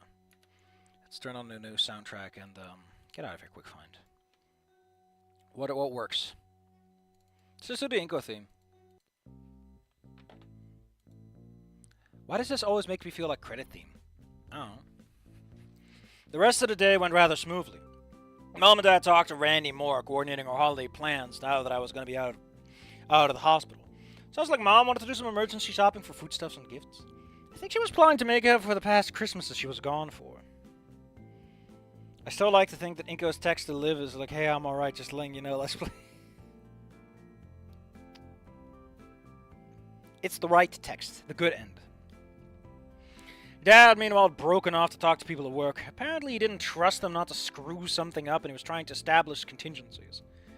I'd be annoyed he was back at work if he hadn't assured me that it was purely so he wouldn't be disturbed all week. Parents were actually taking time off of work, completely. I was speechless. Textless. Randy gave warm handshakes to my parents and told them he'd confirm things with Sophia, but he was very confident there'd be no problems and the message would... I would message my parents at the time. Then, before departing, he walked back over to me and gave a firm, comforting pat on the shoulder and a smile. One that said he was happy for me and proud of me. I was happy my parents were, if only temporarily, back in a small way in the picture. But that look, maybe I could get Dad to talk to Randy about some pointers for fatherliness. As we prepared to depart, I remember that we had stashed board games under the one chair. Mom and Dad helped collect them all. Able to return them back to the Paynes in a few days anyways, wasn't a big deal. Doctor was sure to provide me with more notes and guidance on exercises I had started doing since yesterday to help my recovery. The big ones were trying to work my jaw and facial muscles, trying to talk and overemphasizing syllables or overemphasizing certain facial expressions. They'd explained to me that because of my brain injuries, my wires were crossed in their analogy, and my brain had lost track of how to move things in a fine enough way to talk like I used to. These practices, even though silly, were like stretching my leg after an injury. It worked the muscles and the brain to try and practice to reestablish those connections. Probably wouldn't ever be able to talk completely normally again, but there was a chance I would be able to articulate better than a slurry mess I could currently manage. I thanked the doctor profusely for everything they had done, and as we made our exit, I even spotted one of the nurses that had been keeping tabs on me throughout the stay. I shot her a smile and a friendly wave, which she was happy to return. Happy end. I climbed into the back of my parents' car, a needlessly high-end SUV, and we departed for home. I must have looked hungry, because Dad, looking at me through the rearview mirror, asked if I wanted to stop and grab something. Before I could answer, though, Mom cut the two of us off. She was going home to cook something for us, since she had finally had enough time. She had some time to spend. Man, when was the last time she cooked anything? Been ages. I remember talking to Olivia about it when she came over and helped care for me when I was sick. She had thrown some stuff together, the most delicious soup I ever tasted. We talked about the last time I had something home cooked. Sorry, Mom. I remember loving your food, but Olivia's soup blows your stuff out of the water. If I ever repair my relationship with Olivia, maybe they could trade tips? I imagine that scenario is just stared out the window watching buildings slide past. Mom and Olivia in the kitchen, giggling and laughing as they cooked. You sure want those paint-smothered hands near your dinner? Sophia to the side, partaking in girl talk and helping out Dad and Randy in the yard working a grill. I don't think Dad had ever grilled anything in his life, but as happy as Randy was to have me take a go at the tongs, he'd certainly pressured Dad into it. My imagination carried me to the living room with our massive TV. Me, Vinny, and Damien gaming on a console while Liz watched. Damien and Vinny utterly obliterating me in the game, but everyone else was having fun and laughing. Inco, sweetie, are you okay? I was pulled out of my reverie, realizing tears were rolling down my cheeks. Yeah, Mom, just thinking. Hoping this Christmas will be a good one, I noted down for her. I'm sure it will be, Inco. I turned my head to the scenery as it went past. I'm almost home now. Wiping my eyes, I tried to think of the last time I had such pleasant thoughts. Pleasant memories and imaginations. Been a while.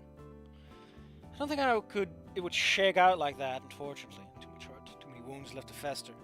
But the scant possibility of it was a goal, something to strive for.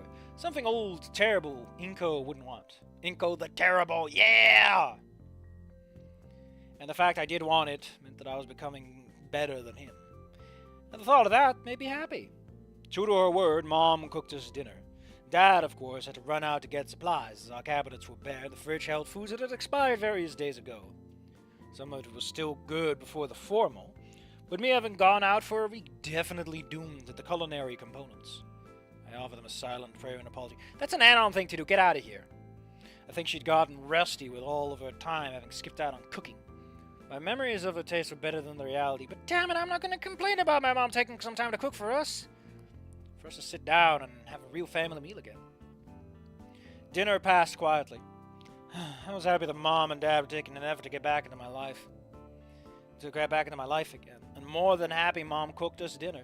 But the reality was, we didn't have much to discuss. My semester recap caught them up to date on everything school-related, and they were intentionally trying to avoid mentioning anything about work. It was appreciated, but given that their entire lives were about work, left us with nothing to talk about.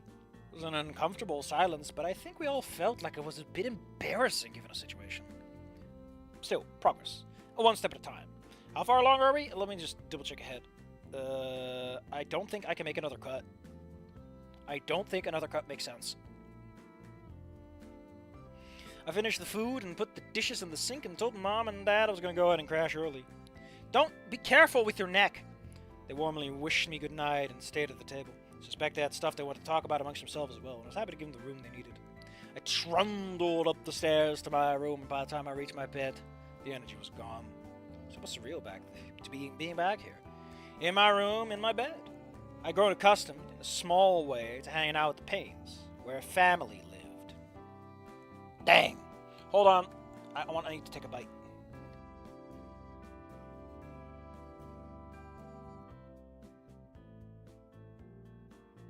Tasty.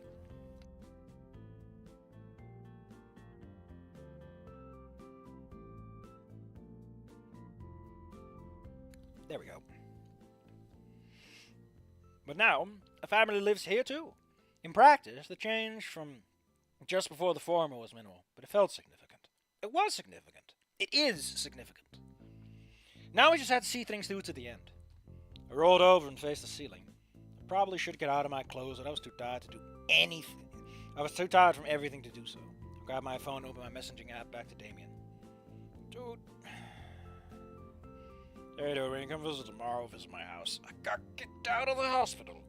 Kicked out? Jeez, what do you say? Pretty sure that was a joke. If I was a little too close, don't give my prior behavior. Discharged. Apparently, I'm a healthy boy. My parents collected me and we're home now. This time the reply was slower. Multiple instances of dots appearing and disappearing as Damien worked out a reply. It took about 5 minutes with no dots at all before his reply came through. And Dad mentioned something about him. Are you guys cool or do we need to bust you out? This guy. What? Nah, we're good. We talked. Got some work to do, but I think that goes for everything, right? Wait a minute, I answered. Hold on. Doesn't Inco's dad usually tell him, like, until midnight and no later? Or is that a thing that doesn't happen in ending 1? Hold the phone. Listen, I know that you guys really prefer holding on to the phone, but that's my phone. Give it back. Hold on, I'm doing a script check. A bitter winter.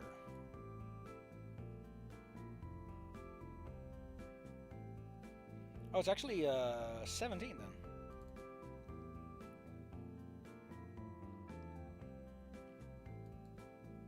Huh?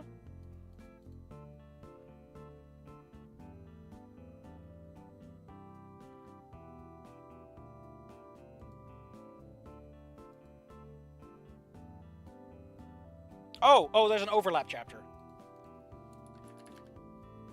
Yeah! With his work uniform hunched over the bar with a half-filled glass. So, his dad was very much around. He was around on prom night. Which probably explains why he showed up when he originally showed up at the, I just like to be sassy about this for no good reason. But there you go. It's fun facts with your boy. Nah, we good. We talked. Got some work to do, but I think that goes for everyone right now. Yeah, you're right. He returned, and with that, the discussion ended for now. I thought of bringing up you, Snoot, for something to watch, but I didn't really feel like watching any of the stuff I used to watch for now. Wasn't sure what it meant. Maybe I've grown. Your tastes don't change like that unless you're a pretentious douche about it. Or, you were watching something really bad. Or maybe my stare jumbled my tastes. Or maybe my stares jumbled my taste in entertainment. I made a mental note tomorrow to ask Damien for gift ideas. My mom was absolutely planning to go shopping for Christmas, and I wanted to do right by everyone in the gift department. Wouldn't fix anything on its own, of course. I definitely internalized that lesson, that just spending money on trinkets wouldn't fix anything. It wouldn't fix things for my introspection about how I screwed up things for Olivia. But it was Christmas. It was great to do gifts. And if I was going to do gifts, they may as well be good ones. No more Inco thinking he knew better than other people about what they wanted. I opened the drawing app and doodled a little more. My practice was beginning to pay off in a small way. Olivia looked ever so slightly less fish-like, and Damien's face almost looked vaguely recognizable as Damien. It's been 2 days! Liz still had a long-necked figure, but I honestly think, regardless of how my may or may not improve, it was perfect for her. The only reason it's getting better is because you're drawing the same fucking thing. You're tracing, dingus. I'm doing one cut, because I'm treating myself. I'm doing cut. Listen, I know it's not the place for a cut, but I want to make a cut in the recording, because I'm feeling like a big boy with my big boy pants, hoisted all the way up. I awoke. My neck was aching something first. I was clearly well past my time for taking painkillers. I wonder how long I'd slept in. I rolled over onto my side and reached for my phone. Found myself at eye level with Damien, who was sitting on my floor cross-legged. I startled away. I was pretty sure I jumped clear through off the mattress.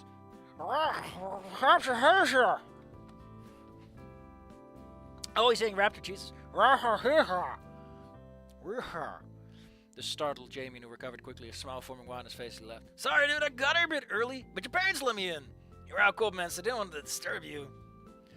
Held my hand to my heart, trying to steady myself. Once I was composed enough, I grabbed my phone, jotted down my reply.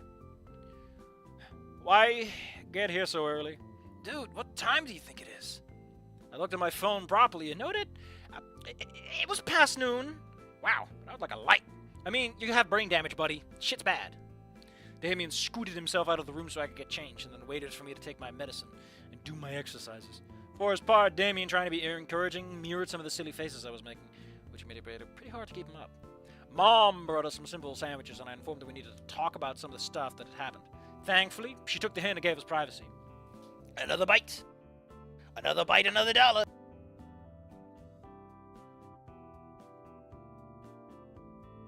Listen, I just like eating the ends of bread on their own. No, nothing on it. I just like the crust. Like, yeah, the inside's nice and fluffy, but the ends have that unique chewiness.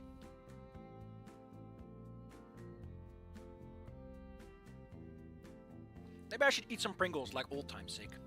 I used to eat loudly into the microphone without muting myself, with no hint of irony.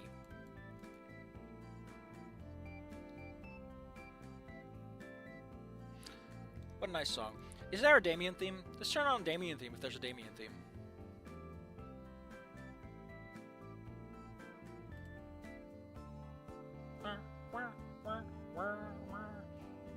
There should be a Damien. There we go, Damien theme. Hell yeah! We sat in silence for a moment. Damien gazed around the room. I didn't believe he hadn't already eyeballed everything in here while I was asleep. I was pretty sure he was just trying to buy some time.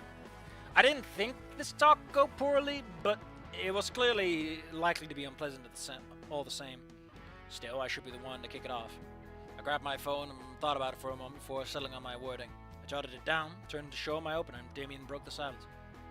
I'm sorry, Inco. I fucked shit up! I threw my hands in the air, annoyed, and snorted out a huff. Not at him. More that I'd finally resolved to confront the guy who should be my best friend about all the horrific failings, and he opts to throw himself onto my sword first. Damn! I growled. He raised his eyes to meet mine. I shoved my phone with my note in his face and forced him to look at it. I'm sorry. I failed you, your family, and Olivia. He looked at it, digesting it for a moment. Hold on. Oh, no, that's fine. I thought I heard something. and Olivia. They looked at it, digested it for a moment, and snorted. Looks like we both got some stuff to say. So who first? I'll be honest, these chapters are a bit long in the tooth for what they're trying to do. Should have been a cut, but whatever. It's better than some. I mean, to be honest, nothing but something destroyed my standard, so hey.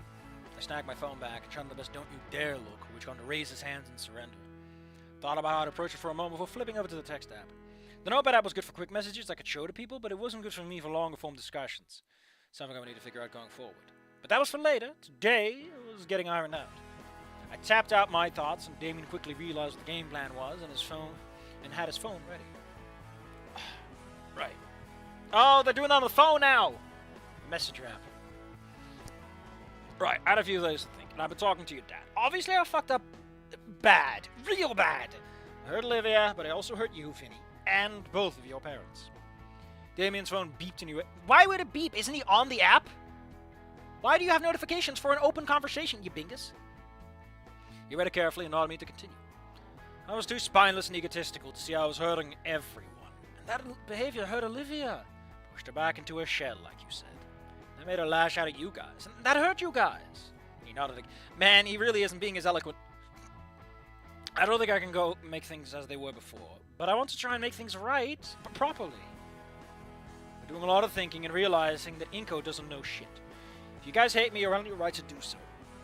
But I want to do what I can to make it better. He nodded. This time, no nod. I ignored your advice. I pushed you away and mocked and insulted you in my head. You're an incredible, smart, caring guy. Not good with math, though. You deserve better than that. I know I feel guilty about hitting me or destroying my camera. He reads and flinches. But that was probably the best thing you've done for me. I deserved it. Even though I didn't think it at the time, I needed it. I'm sorry Ferris stopped you and I got away, only to make things worse. I'm sorry about your arm. Damien's eyes flicked to his slung arm. Randy mentioned it would take a few weeks to heal fully. Damn! It's, I don't want to say it's fine.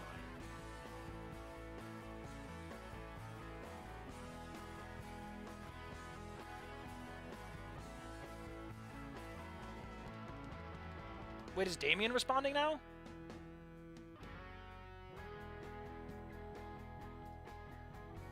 It's, I don't want to say it's fine. I still get tingling and numbness, and I shouldn't have hit you. Regardless of how you feel about it. And Mr. Ferris hadn't stopped me, I would have done a lot worse. He finally replied to my... Please start your fucking sentence with... Why is this at the end? Listen, buddy. You did nothing to establish that Inco's... was... Also... Inco talking, Damien responds. Inco talking, Damien responds. Inco talking, Damien responds. Damien talks? Fuck you! Fuck you! You had a standard and template set up, and then you just suddenly switch it around, and then you put the clarification at the end?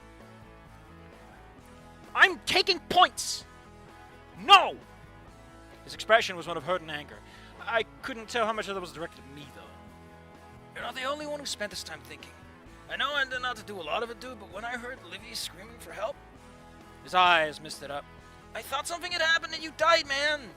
Yeah, I was pissed at you. I wanted to hurt you. To stop you from hurting Livy, but I didn't want you dead. I figured that was a pretty common sentiment that night. Ferris was on scene first, but I was pretty close behind him. And I saw you at the bottom of the stairs. Olivia was a wreck. She was cradling your head even after everything you did. I didn't know what she was whispering to you. It was pretty clear she wanted you to be alright, night. He ran his free hands, claws through his hair. Why are you phrasing it like that? It made me angry. Closed my eyes to decided confusion below me. You hurt Olivia so much. My family. You humiliated her in front of the entire school when she was at the lowest moment. You made me so mad. I actually hit you and broke your camera. Ferris fucked up my arm and then just... He waved his hands as dispelling the fog, and he was suddenly gone. You were hurt. We're dead. Suddenly none of that mattered. Olivia was trying to help and Ferris was pulling Olivia off of you and Scalar was trying to give first aid. I think Ben called 911. And I was sitting there on top of the stairs, angry at you. You would find some kind of loophole to get out of this mess. Jesus, that was a fucked up thing to think. Oh, sorry, this song really isn't appropriate. I didn't think this would get so heavy. Sorry.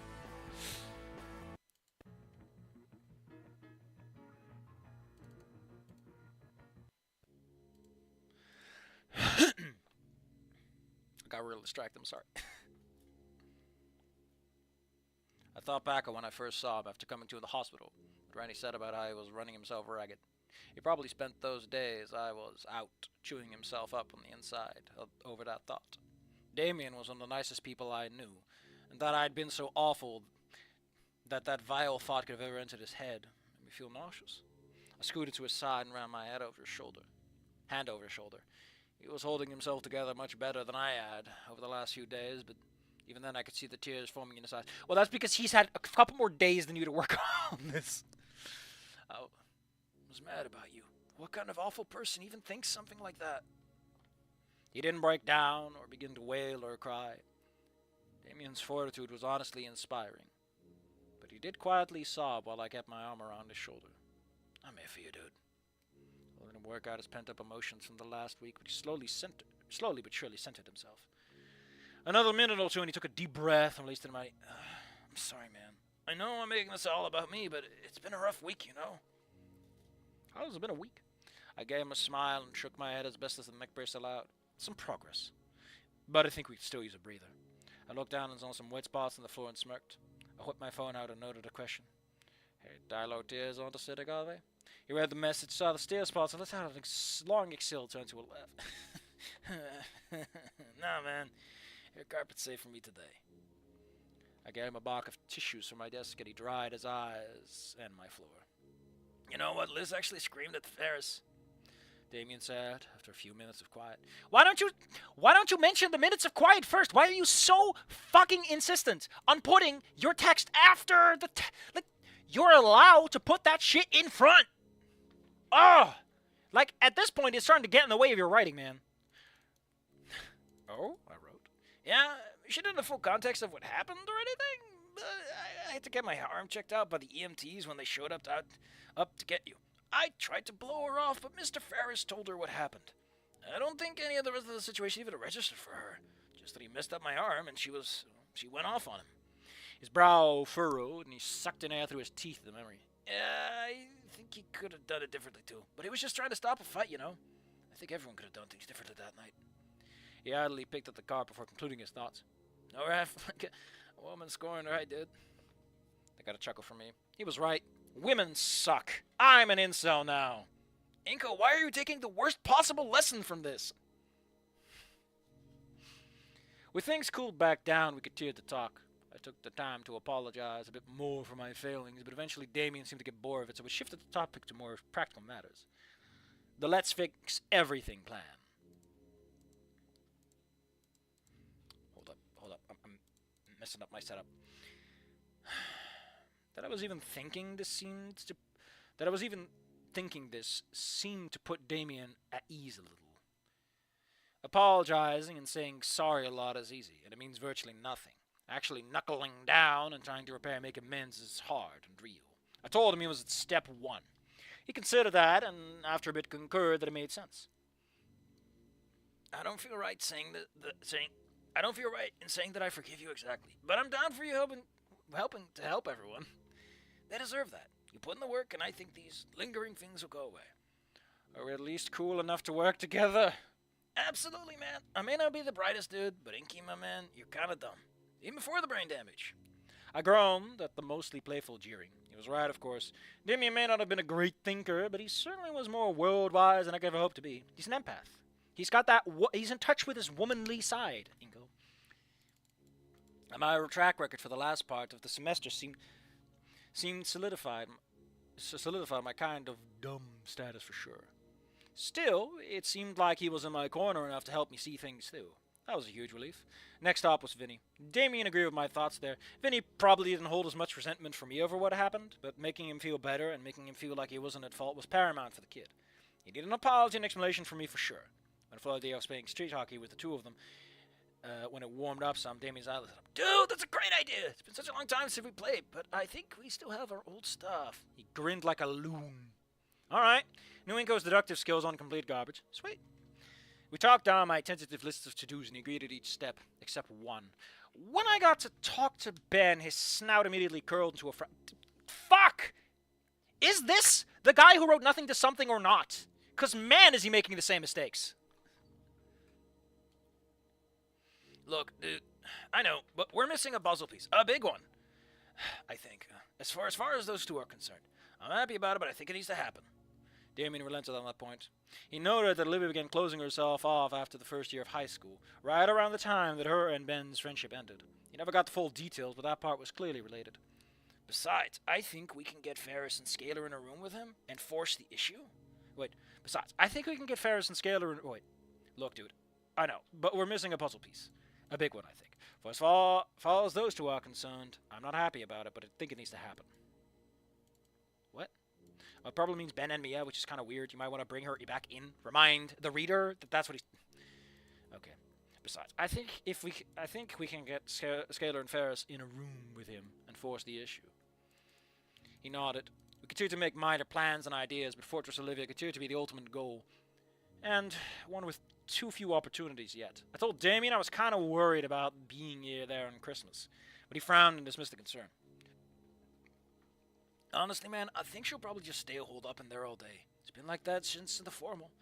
I doubt it'll change now, even more people showing up. Even if it's you and your parents. Best you can hope is just keep things easy and clear and see how it goes. On that we agreed. After the topic shifted to more slightly pleasant things, namely gifts. Everything I wanted gear to get to everyone, which would be a semi-playful ribbing from Damien. Dude, you spend all your time around us and don't know what to get us? Old Inco was, as we have established, kind of dumb. He nodded in agreement. The good news was that Damien was a pretty good font of ideas. Somewhat better than others, admittedly, but it was enough to work with, and I jotted down all the notes I could manage and settled on talking to Mom and Dad about the trip to the mall to do some last-minute shopping for everyone. Eventually, a little brainstorming session came to a close. Mom knocked on the door to confirm to us that it was nearly dinner time. Would you like to stay over, Damien? We haven't had guests in a while. Damien's patented smile came out, and I rubbed the back of his head. Sorry, Mrs. N. That's so awkward. Is she insane? I promised Mom and Pop I'd help around the house tonight. Mom was a bit disappointed, which surprised me for sure, but she accepted the reasoning graciously. He also made sure to thank her for the sandwiches before departing. I watched as he hopped in Randy's car, the elder Payne giving me a smile and a wave, which I returned. He took off and I closed the door. I felt like I should be a bit more tired, but honestly, things went well with Damien today. He said he didn't really forgive me yet, and I could accept that. He had my back with fixing everything else, and that was the important part. Even if he eventually forgave me, that was just the icing on the cake. I sat in silence with my parents as we ate a simple but mom-cooked meal, and my mom turned toward tomorrow. I'd go with Mom and Dad to do the shopping. Like I thought, they would plan to get their own gifts for the Paynes, and a way to show how thankful they were for helping me while they were gone. I get whatever gifts felt right. Not expensive, not flashy. Not something old Inco wanted. Not something Inco wanted. Oh, that's what he means. Something they would want. The fact that they took me any focus on the idea to get it spoke sad volumes about the kind of person I've been developing into previously. This was a chance to put one foot in front of the other and start walking the walk instead of actually becoming a halfway decent person. Damien's little suggestions would be enough to get me started. But the rest was on me, and after that was Christmas, the first real test for how the rest of all was going to shake up. Okay, cool. Lovely. Lovely jubbly, as they say. So, what do I feel? I don't know, man. I've already mentioned that some of the writing is grinding a little bit. It really feels like this guy should have done a pass where he checks out his own writing style and tries to work it out, but we'll see. So, next time we're going halfway, I guess, because there's 8 chapters.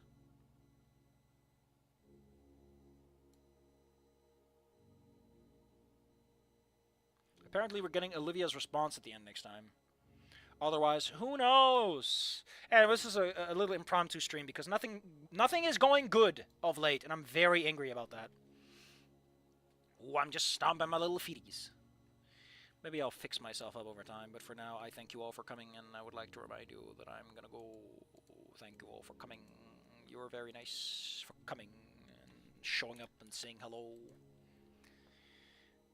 You know, like I said, this isn't bad writing. I do think that it's kind of dropping the stitches in some really, like, just annoying places. But you know what? I'm liking it. You know, this is actually one to think about it. So, otherwise, see you guys next week, Friday, for Chapter 4. As Inco buys some gifts. And he probably gets to talk with either Sophia or Ferris and Scalar. No, Ferris and Scalar are probably after Christmas. No, Ferris could be earlier. Because Ferris would probably show up at the... Because he showed up at the barbecue. He might show up here. Otherwise, I don't know. We'll see. Thank you all for coming. Thank you for watching the recording. Writes down, deal with me and Ben. 3 weeks later, Spanish TTS, Inco. What? Divine punishment. Yeah, pretty much. I got rumblies in my tumblies. I also got some writing spirit back. This is revitalizing in a way. We'll see where I am when I get there. But now it's the time for pa pa pa pa pa pa pa pa pa pa pa pa. Hey!